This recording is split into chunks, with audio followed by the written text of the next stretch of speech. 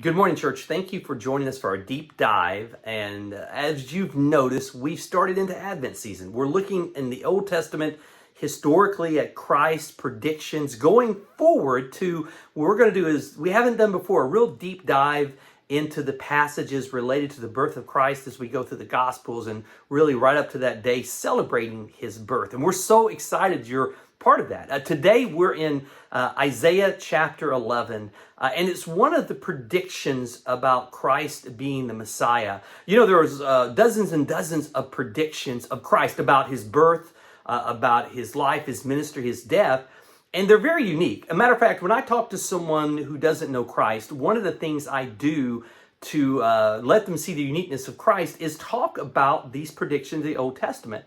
See, they'll bring up a question to me in a conversation, basically saying, isn't it arrogant to kind of imply that the only way to God is through Jesus? I mean, all these other religions, and you're saying yours is the only way that's right. And you know, I usually say, you're absolutely right. It's an arrogant thing to say, but I didn't say it.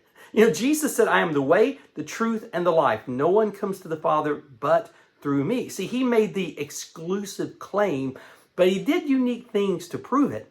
And one of the ways he proved it is the prophecies in the Old Testament that fulfilled who he really was, that he was God in the flesh, who came, who had to live the perfect life so our sins could be placed upon him and his righteousness placed on us. Today is one of those prophecies in Isaiah chapter 11 where we talk about Jesus being from the root, that he would be from the lineage of David. And interesting, if you're reading Isaiah, he's basically said, God's about to judge you guys and wipe you out. But then he brings hope to say, but don't worry, there will be a root, there will be a spring come up, and it will be the Messiah. And we'll see historically that Jesus, we know, we can look at, you know, in the Gospels, we can see his genealogy and see he came from David, and that was one of the prophecies. You know, when I talk to people who don't know Christ, I say, do you realize how astronomical the chances of any person randomly fulfilling all the prophecies about Christ? And it's really impossible.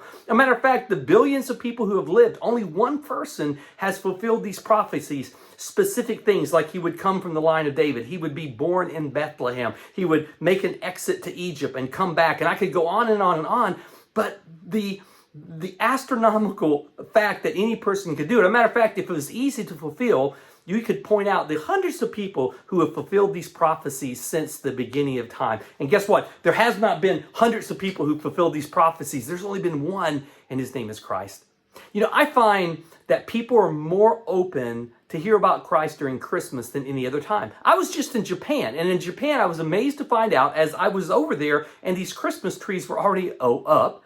And it's just, you know, early November, and I talked to our missionaries, the Busbys, and they say in Japan, they start celebrating Christmas on November 1st. They're really into it. I'm walking in the malls, it's playing our Christmas carols that we're used to hearing here, you know, some of the carols about Christ and stuff, and you know, they're celebrating Christmas, but they really don't understand the Christ of Christmas. And he was telling me that people were more open during Christmas to come and visit a church than any other time, because they understood Christmas, but they understood they didn't know the Christ of Christmas. And you know, I find that more and more true in our culture. You know, less and less people go to church. And as a matter of fact, a lot of people who may not go to church now, they were raised in church. And I'll talk to them sometimes, especially those who have kids. And I'll say, do you realize your kids are growing up not even understanding the heritage of Christmas?